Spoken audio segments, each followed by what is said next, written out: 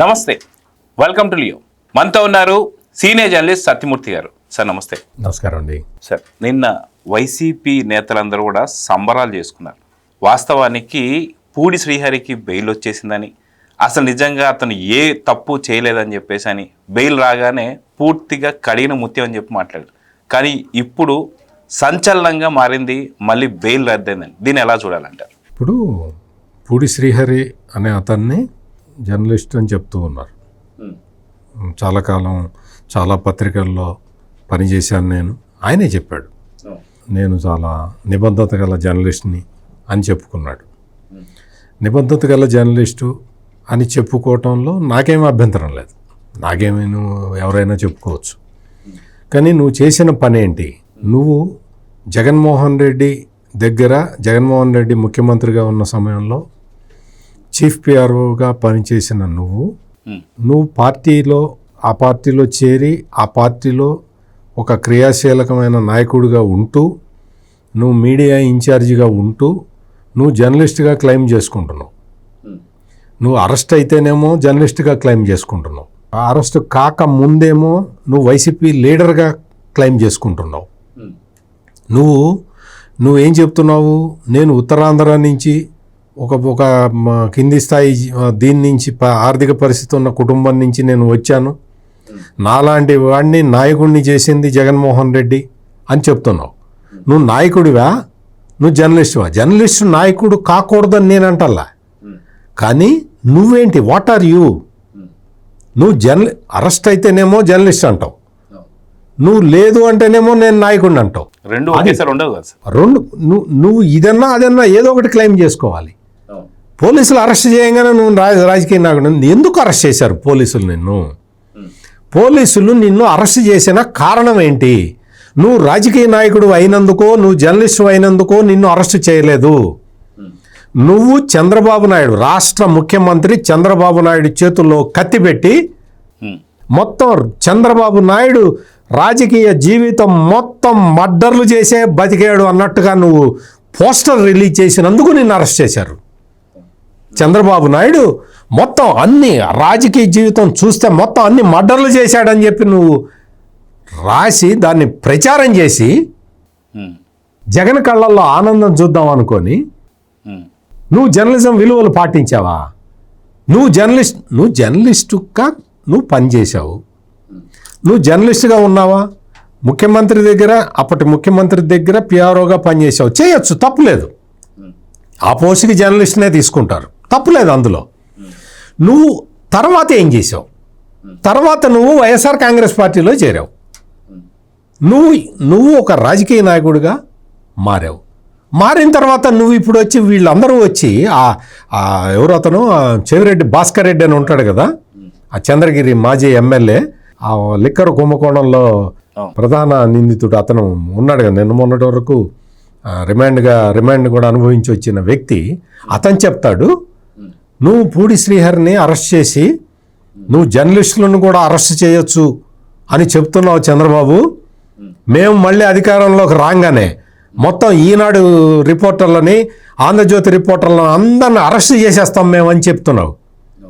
అంటే ఈ చెవిరెడ్డి భాస్కర్ రెడ్డి అనే వ్యక్తి మొత్తం ఇతన్ని పూడి శ్రీహరిని ఒక జర్నలిస్ట్గా క్రియేట్ చేసి అతను చెప్పి రేపొద్దున మళ్ళీ వాళ్ళు అధికారంలోకి వస్తేట మొత్తం అందరూ తెలుగుదేశానికి సంబంధించిన రిపోర్టర్లు, అంటే తెలుగుదేశానికి సంబంధించిన అంటే వాళ్ళ ఉద్దేశం ఏంటి అంటే ఈనాడు రిపోర్టర్లని, ఆంధ్రజ్యోతి రిపోర్టర్లని వీళ్ళందరినీ అరెస్ట్ చేస్తానని చెప్తున్నాడు ఈ చెవిరెడ్డి భాస్కర్ రెడ్డి. ఇంకొక అతను వచ్చి చెప్తాడు ఇతను ఏమన్నా ఉగ్రవాది అనుకున్నారా పూడి శ్రీహరి? అతను ఒక జర్నలిస్టు, అతని ఇంటి మీదకి దాడికి వెళ్ళి దాడి చేస్తారా మీరు? హార్డ్ డిస్కులు స్వాధీనం చేసుకుంటారా అని ఇంకొక అతను అడుగుతాడు.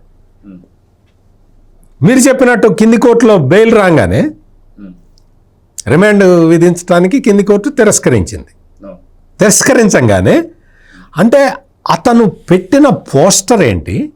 చంద్రబాబు నాయుడిని అంత నీచంగా అంత డిగ్రేడ్ చేసి అతను చెప్పిన విధానం ఏంటి?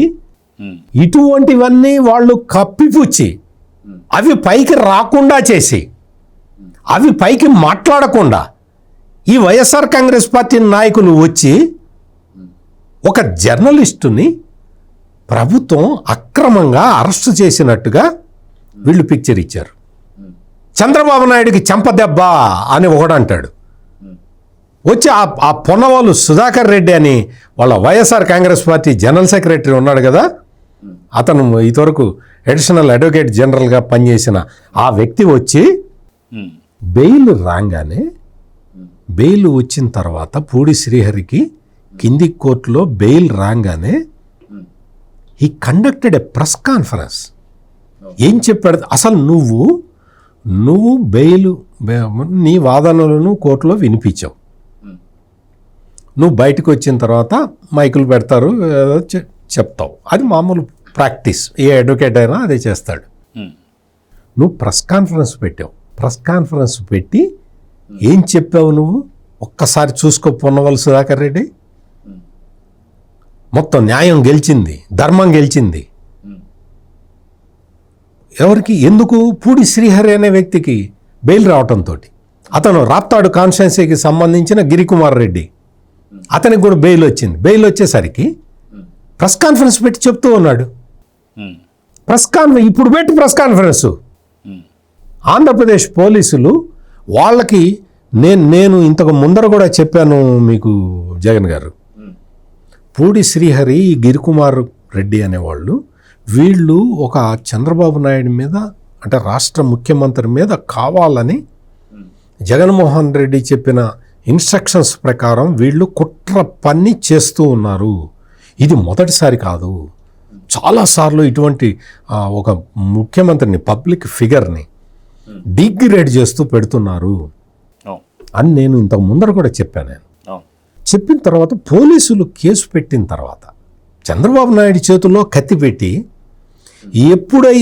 ఎప్పుడు ఆ వివేకానందరెడ్డి మర్డర్ కేసులో నారాసుర చరిత్ర అని సాక్షిలో ఫ్రంట్ పేజీలో మొత్తం ఒక పెద్ద ఫోటో వేశారో, అదే ఫోటోని తీసుకొచ్చి ఇప్పుడు పెట్టి ప్రచారం చేస్తున్నారు అంటే వీళ్ళని ఏమనుకోవాలి?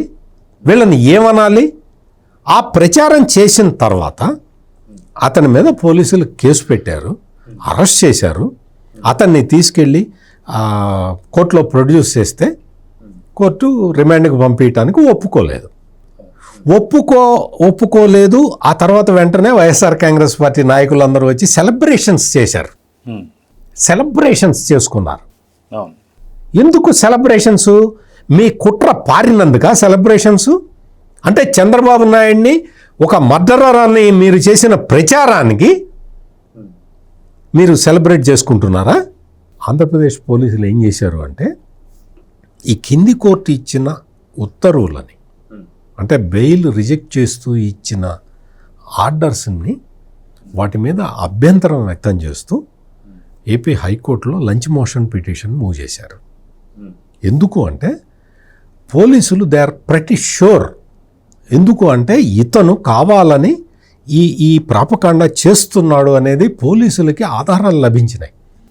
ఈ విషయం నేను నిన్న మొన్న కూడా చెప్పాను. నేను ఖచ్చితంగా పోలీసుల దగ్గర ఆధారాలు ఉన్నాయి అని.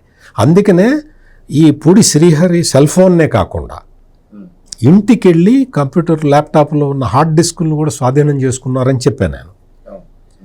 ఈ రోజున ఏపీ హైకోర్టు ఈ లోవర్ కోర్టు ఇచ్చిన ఈ ఆర్డర్ని సస్పెండ్ చేసింది. అంటే మీరు ఇప్పుడు సెలబ్రేట్ చేసుకోగలుగుతారా? అంటే నేను ఎందుకు చెప్తున్నానంటే, నేను ఇదేదో ఒక గ్రెడ్జితోటి వాళ్ళు మాట్లాడినట్టు కక్షపూరితంగా నేను మాట్లాడటల్లా. లాజిక్ ఉండాలి. మీరు చెప్పే దాంట్లో, మీరు చేసే దాంట్లో లాజిక్ ఉండాలి అని వైసీపీ నాయకులకి గుర్తు చేయటానికే నేను ఇవన్నీ చెప్తూ ఉన్నా. ఇక్కడేదో రాష్ట్ర ప్రభుత్వం గెలిచేసినట్టు కాదు, వైఎస్ఆర్ కాంగ్రెస్ పార్టీ ఓడిపోయినట్టు కాదు. మీరు లాజిక్ ప్రకారం చేయాలి. ఈ పూడి శ్రీహరి అనే వ్యక్తి మీ పార్టీలో మీడియా సెల్లో పనిచేస్తూ ఉన్నాడు. మీడియా సెల్ అధ్యక్షుడు, ఉపాధ్యక్షుడు ఏదో పెట్టారు, ఇన్ఛార్జిగా పెట్టుకున్నారు. అతన్ని జర్నలిస్ట్గా క్లెయిమ్ చేయమాకండి, రాజకీయ నాయకుడిగా క్లెయిమ్ చేయండి.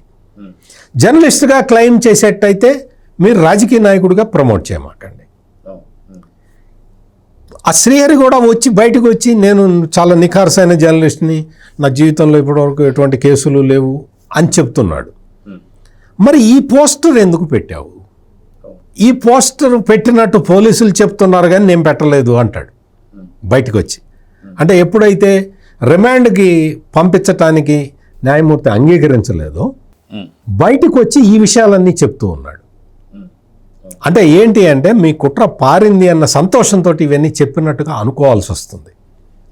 అందుకని తొందరపడి సెలబ్రేషన్స్ చేసుకోమాకండి. ఎందుకు అంటే ఈ న్యాయ వ్యవస్థని మీరు అంత ఈజీగా మీరు తీసిపారేయలేరు. మీరు ఒక జర్నలిస్టు ముసుగులో ఉండి ఒక రాజకీయ నాయకుడిలాగా అతనే చెప్పాడు.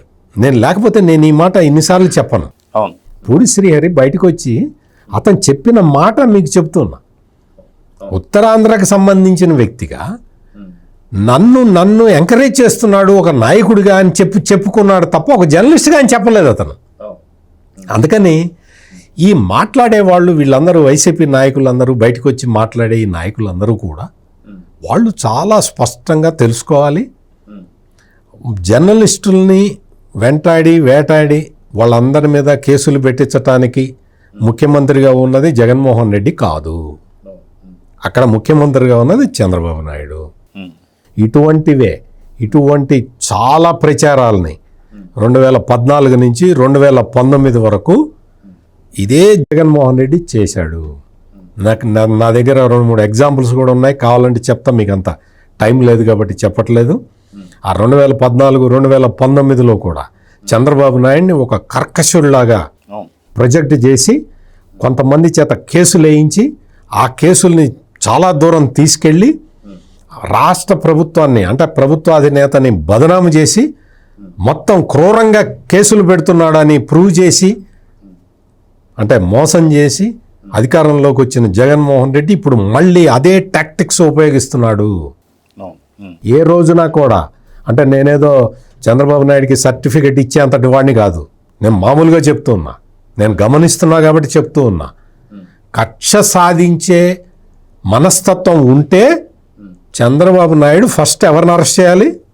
సో ఇది ఇంకొక పాయింట్ సార్, ఏంటంటే వైసీపీ నేతలు అసలు ఇప్పటిదాకా ఎప్పుడు పూడి శ్రీహరిని చూసిన వాళ్ళు కూడా దాంట్లో ఎంతమంది ఉన్నారో తెలియదు, కానీ ఒక్కొక్కరు బయటకు వచ్చేసి వాళ్ళకు వచ్చిన స్క్రిప్ట్ని చేసి భయంకరంగా చెప్పడం అది వేరు. కానీ ఇందాక మీరు అన్నట్టుగా చెవిరెడ్డి భాస్కర్ రెడ్డి నిజంగా జర్నలిస్ట్ అందరినీ కూడా ఇలాగ బెదిరిస్తున్నాడు అంటే ఇంకెక్కడుంది సార్ న్యాయం? వాళ్ళు మాట్లాడే దాంట్లో నిజంగా వాళ్ళు ఒక ఉన్మాదుల్లాగా మొన్న ఈ మధ్య ఏదైతే మిథున్ రెడ్డి అన్నట్టు ఒక ఆత్మాహుతి దళాల కింద జగన్ రెడ్డి కోసం, దీన్ని ఎలా చూడాలి? అదే ఇప్పుడు రకరకాల ముసుగుల్లో వస్తారు, రకరకాల ముసుగులు. అంబటి రాంబాబు అంత మాట అనొచ్చా? అంబటి రాంబాబు వచ్చి ఈరోజు నీతులు చెప్తాడు. ఇతను పూడి శ్రీహరి అనే అతను చంద్రబాబు చేతుల్లో కత్తిపెట్టి చంద్రబాబు చొక్కా మీద రక్తం మరకలేసి ఒక ఫోటో క్రియేట్ చేసి ఆర్టిఫిషియల్ ఇంటెలిజెన్స్లో దాన్ని సోషల్ మీడియాలో ప్రచారం చేయొచ్చా? ఆ గిరికుమార్ రెడ్డి అనే ఇతను కలిసి తప్పు లేదా? జగన్మోహన్ రెడ్డి చేతిలో కత్తి పెట్టి బాబాయిని చంపింది జగన్మోహన్ రెడ్డి అంటే అది కరెక్ట్ అవుతుందా? అంటే మీకు జగన్మోహన్ రెడ్డిని మీరు ఎప్పుడైనా చూడండి జగన్ గారు, నేను ఈరోజు చెప్తున్నాను, మీరు అబ్జర్వ్ చేయండి. ప్రతి వైసీపీ నాయకుడు జగన్మోహన్ రెడ్డినేమో జగన్మోహన్ రెడ్డి గారు అంటారు, అదే సెంటెన్స్లో చంద్రబాబు నాయుడు పేరు వస్తే చంద్రబాబు నాయుడు అంటారు. మీరు గమనించండి. అంటే ఏంటి ఆ శాడిజం? ఏంటి? ఎవడికి గారు పెట్టాలి, ఎవడికి గారు పెట్టకూడదు, అది కూడా నీకు తాడేపల్లి ప్యాలెస్ నుంచి ఇన్స్ట్రక్షన్స్ వస్తాయా? తాడేపల్లి ప్యాలెస్ అంటే మళ్ళీ మీరు అభ్యంతరం చేస్తారు, లోటస్ పాండ్కి మారుతున్నాడు కదండి అని. లోటస్ పాండ్ నుంచి ఇన్స్ట్రక్షన్స్ వస్తాయా ఎవరికి గారు పెట్టాలో ఎవరికి గారు పెట్టకూడదు అని? అందుకని ఇవన్నీ తప్పు విధానాలు.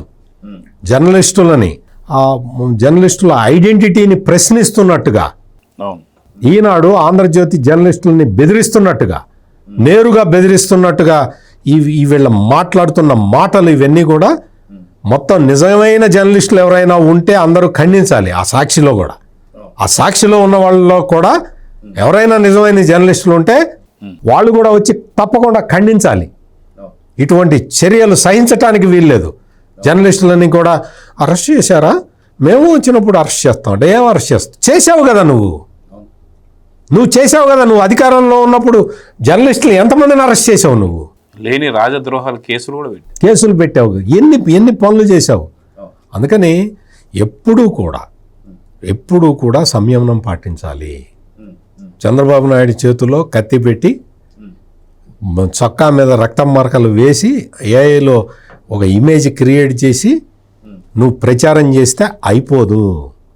చట్టం ఉంటుంది, న్యాయం ఉంటుంది అనే విషయాన్ని ఈ జగన్మోహన్ రెడ్డి అండ్ కంపెనీ తెలుసుకోవాలి అని నేను ఐఎమ్ రిక్వెస్టింగ్ దెమ్. సో చూద్దాం సార్, ఖచ్చితంగా ఏదైతే పూడి శ్రీహరి కేసు సంబంధించి వైసీపీ నేతలు ఎవరెవరైతే మాట్లాడారో వీటన్నింటినీ కూడా తీసుకొని సుమోటోగా తీసుకొని ఖచ్చితంగా కఠినమైన చర్యలు తీసుకోవాలైతే కోరుకుందాం. నమస్తే సార్. నమస్కారం. Please subscribe to Leo News for more videos.